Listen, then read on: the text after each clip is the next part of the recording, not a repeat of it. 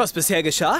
Ich leitete damals eine Fan-Dub-Gruppe und lernte so online den Boyfriend eines Mädchens aus meiner Gruppe kennen. Dennis. Wir haben ein bisschen geflirtet und über die Zeit wurde daraus Heavy Flirting. Wart's nur ab. Irgendwann wirst du dich sowieso in mich verlieben. Aber nur aus Spaß. Er ist hetero und wir beide in einer Beziehung. Fast forward und wir treffen uns ewig später in Real Life. Toll. Er ist jetzt Single, aber heftig am Flirten mit Nana aus einer anderen Fan-Dub-Gruppe. Und P-Boy aus derselben. Seriously, ist der jetzt bi? Denn auch bei uns knistert so sehr, dass ich ihm in der Gay-Bar sage, ich bin ziemlich verknallt in dich. Um zu gucken, wie er reagiert. Panik kickt rein, denn was, wenn da wirklich was ist? Und das habt ihr verpasst bei The Victory.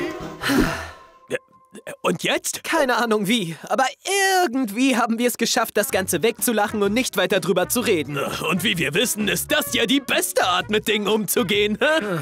Dennis ist dann zurück nach Hamburg und wir waren back to texting. Hey, vermiss dich. Ich dich auch. Oh, muss los. Nana ruft an. Toll. Punkt. Alles okay? Oh, ah? Gehe jetzt mit meinem Boyfriend einkaufen. Toll. Warte.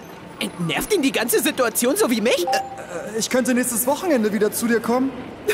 Ja, Mann. Das heißt, ihr habt weitergemacht und so getan, als wärt ihr nur Freunde? Waren wir. Er kam vorbei und wir haben Sachen zusammen unternommen. Nach Berlin fahren, essen oder ins Kino gehen. Nachts auf leeren Dorfstraßen wie mit Chan damals gefickt. Nein, nein, das ist nicht wie mit Chan. Diesmal ist es anders. Dass ich das mit dem Verknalltsein gesagt habe, war blöd. Und im Endeffekt ja auch nicht wahr. Ich wollte ja nur sehen, wie er reagiert, um rauszufinden, ob er gay ist. Wichtige Info, wenn man nicht... Da war nichts, okay? Außer ein bisschen rumschwulen als Joke. Ich meine, das durfte nicht sein. Weil ich das immer so mache. Ich will diese Freundschaft, die es nur in Animes gibt. Und immer wieder endet es damit, dass ich mit meinen Hetero-Freunden im Bett lande, mich verknalle und deshalb am Ende immer allein dastehe. Weil es für sie nur eine Erfahrung ist. Ein Ausprobieren. Dabei ist dein bester Freund das, was ich mir seit ich denken kann am allermeisten gewünscht habe. Jemanden, dem man alles erzählen kann und völlig vertraut. Der immer für dich da ist, no matter what. Daher, nein, diesmal musste es anders laufen. Hat's mich angepisst, wenn wir unterwegs waren und er mit Nana schrieb und von ihr redet. Du, gar kein Problem für mich. Im Gegenteil. Im Grunde dachte ich mir tatsächlich, soll er ihr schreiben? Dann bleibe ich wenigstens auf Abstand, aus Angst, dass es wieder so eine Mick-Chan-Jessie-Geschichte wird. Du erinnerst dich? Ja, wie soll ich das vergessen? Junge, dieses Bild wird mich in meinen Träumen heimsuchen. Gemein, ich habe mir so viel Mühe gegeben. Egal. So sollte es nicht wieder werden. Durfte es nicht. Denn Dennis und ich, der Humor, die Themen, wie wir uns ergänzt haben, das passte einfach. So gut, dass ich ihm zum Geburtstag sogar einen Freundschaftssong geschrieben habe. Was? I think me and you, we are like Ash and Pikachu. Cause when I look beside me, I see you, I see you. Und alle waren nur so, ja, sure, Freundschaft. Aber ich meinte das voll ernst. Nur Freunde. Hey, sexy. Ich komm dich bald besuchen. Nur Freunde. Nice. Nur Freunde. Klar. Naja, jedenfalls hat er bisher nur mich besucht. Und jetzt stand ich kurz davor, das erste Mal zu ihm zu fahren übers Wochenende. Bin schon ein bisschen nervös. Wieso? Naja, deine Mom treffen, deine Freunde. Hoffentlich mögen die mich. Ich bin auch nervös. Ist das, er glaubt auch, die werden mich hassen? Ich muss dir was sagen. Okay. Was denn? Ich glaube, ich habe mich in dich verliebt. In dich verliebt.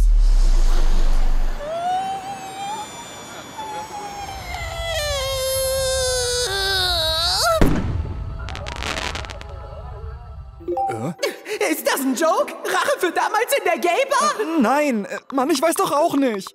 Es fühlt sich an, wie wenn ich in ein Mädchen verknallt bin. Nur irgendwie noch intensiver, weil du ein Kerl bist. Here we go again. Geschichte wiederholt sich halt. Nein. Nein? Nein. Dafür ist er mir zu wichtig. Ich habe mein Leben lang nach einer Freundschaft wie dieser gesucht.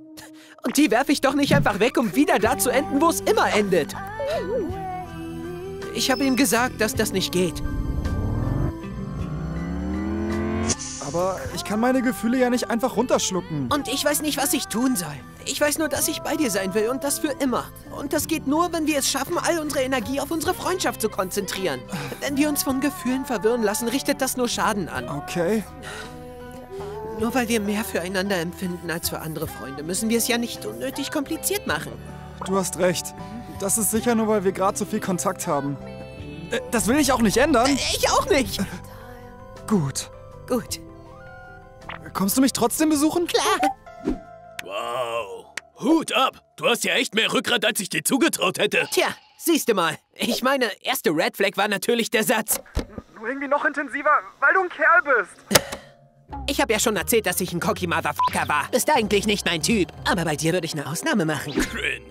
Ich meine nur, vermutlich fand er die Vorstellung einfach nur aufregend. Und das war's. Und, wie war's dann bei ihm? Ich habe seine Mutter kennengelernt. Ich mag Schwänze. Ich möchte von Schwänzen gefickt werden. Ich möchte Schwänze lutschen. Ich mag es, Schwänze zu lutschen. Hallo. Und das mache ich auch richtig gut. Will der dir was einreden, Dennis? Nein, Mom! Du hast mit ihm Queer as Folk geguckt. Ich hab doch gesagt, er machte einen verwirrten Eindruck auf mich und mir hat die Serie geholfen, mich zu finden. Ganz ohne Hintergedanken. Ja, So aufopferungsvoll. Und dann...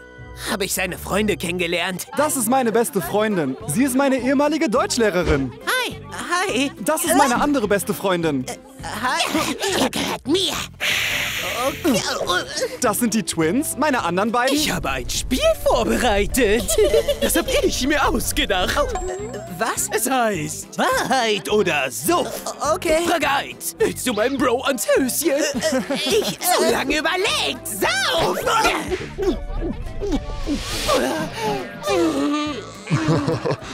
Und meine anderen beiden Besten kennst du ja. Yume und Julia. Deine beiden Ex-Freundinnen. Genau. Auch wenn die alle ziemlich anders waren als meine Leute zu Hause, hatte ich das Gefühl, herzlich aufgenommen worden zu sein.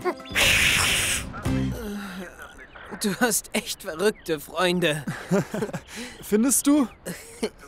Ja, Ja. ja, Ja.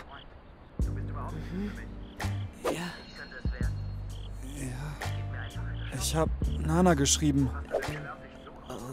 Ich habe ihr gesagt, das wird nichts mit ihr und mir. Echt? War da was? Keine Ahnung, Mann. Ich geh mal Zähne putzen. Das war knapp.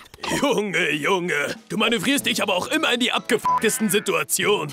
Was soll ich sagen? Meine Gefühle für Dennis wurden immer stärker und unkontrollierbarer. Besonders seitdem er mir durch sein Geständnis die Idee von uns beiden eingepflanzt hat. Ja, vielleicht ging's ihm genauso. Nach deinem funny Yo, love you, just joking Move in der Gay Bar in Potsdam. Vielleicht. Aber spätestens nach dem Wochenende war mir klar, das geht so nicht weiter. Aber immer wenn ich mit ihm darüber reden wollte... Was ist das mit uns beiden eigentlich? Ey, du hast gesagt, wir reden nicht drüber. Das macht's nur kompliziert. Und ich seh's genauso. Aber ich muss wissen, woran ich... Ist es wegen Nana? Ich wusste es, du willst... Nick, hör auf. Ich brauchte eine Geheimwaffe. Und nach langem Grübeln habe ich das hier gefunden. Ein Death Note? Du hast Nanas Namen da reingeschrieben? Oh. Nein, Mann, das ist mein Notizbuch. Ohne Shinigami-Shit. Da er sofort dicht macht, wenn ich mit dem Thema "Was sind wir" anfange oder darüber reden will, wie es mit uns weitergeht, brauchte ich ein Ventil. Denn in mir herrschte übelste Unruhe. Aber als ich angefangen habe, all meine Zweifel in Form von Wortkotze und Gedichten hier drin abzuladen, habe ich gemerkt, dieses fucking Death Note löst wirklich Probleme. Denn dadurch, dass ich meine Unsicherheit nicht mehr auf ihn abladen musste, konnten wir so tun, als wäre alles gut. Die Betonung liegt hier wohl auf so tun, korrekt? Korrekt. Denn das Schreiben half mir auch, meine Gedanken zu sortieren und zu reflektieren. Warum eier ich eigentlich die ganze Zeit so rum? Er hat mir doch klar gesagt, er hat Nana abgeschossen. Welchen Wink mit dem Zaunfall brauche ich denn noch? Und warum ist mir das so viel wichtiger als das? Mick, es wird Zeit. Also fuhr ich zu meinen Eltern. Ich wusste, ich muss mich trennen. Und weil ich ein Mamakind bin, war mit ihr darüber zu reden der erste Schritt.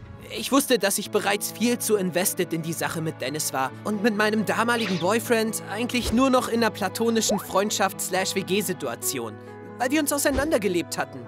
Nicht zuletzt, weil ich den Boden vergiftet hatte und die Chan-Sache für immer zwischen uns stehen würde. Ich habe meiner Mama also alles erzählt. Und auch wenn sie nicht begeistert war, denn sie liebte meinen damaligen Freund, weil er mich von Chan weggeholt hatte, hat es gut getan, es auszusprechen. Natürlich wollte ich das Dennis sofort erzählen. Hey. Hallo?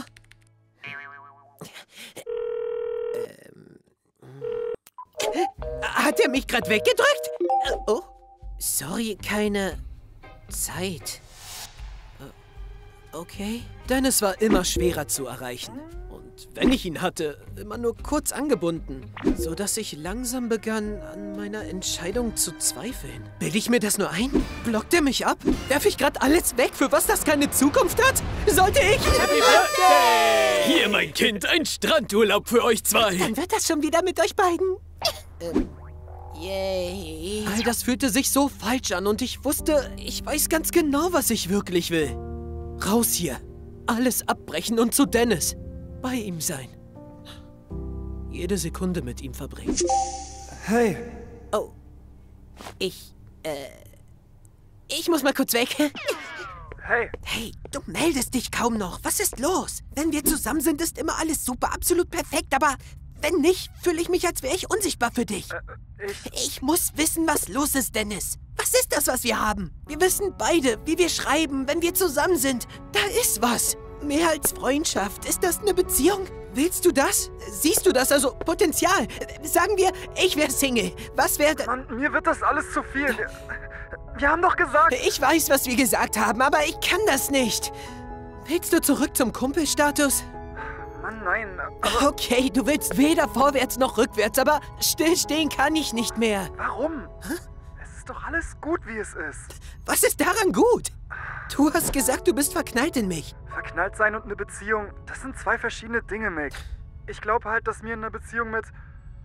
Ich glaube, dass mir was fehlen würde. Bullshit! Was soll das überhaupt heißen? Ich dachte mir, es gibt nichts, was ich dir nicht geben kann. Wirklich. Wenn du wen beschützen willst, beschütz mich. Wenn du wen brauchst, nehme ich dich in den Arm. Ich bin dein größter Fan und Supporter oder Kritiker, je nachdem, was du brauchst. Sag mir, was du willst und ich kann alles für dich sein. Ich schreibe wieder mit Nana. Ich will sie nicht verletzen. Dann habe ich gemerkt, was er meinte. Ich kann alles für dich sein. Nur kein Mädchen. Manchmal vergisst man, wenn alles hinter verschlossenen Türen so easygoing und einfach ist, wie groß die Hürde dann doch sein kann, rauszukommen. Ende. Nein. Naja, obviously nicht das Ende, aber die Zeit tickt. Der Urlaub mit meinem damaligen Freund steht an. Ich weiß, dass ich mit einem Mädchen kaum konkurrieren kann, wenn es das ist, was er will. Und Urlaub steht an, hin und her gerissen zwischen Boy und Mädchen? Das klingt wie dieses Buch. Secondhand Toy Friend. Du meinst mein Buch, das ich gemeinsam mit Dennis geschrieben habe, in dem wir fiktional eine Geschichte erzählen? Die basically eure ist. Nein. Es geht um zwei Jungs, die sich online kennenlernen, weil der eine dem anderen einen Dildo abkaufen will, um ihn an seiner Mom vorbeizuschmuggeln. Ja, ich hoffe, um die Story geht's beim nächsten Mal. Den Link zum Buch gibt's in der Videobeschreibung. Yep, und wenn ihr euch beeilt, bekommt ihr noch ein Exemplar der Limited Edition, die komplett in Farbe und mit einem spicy Twist versehen ist. Dann bis zum nächsten Mal. Ja, denn dann erzähle ich euch, wie es mit mir und Dennis weiterging. Chihuahua!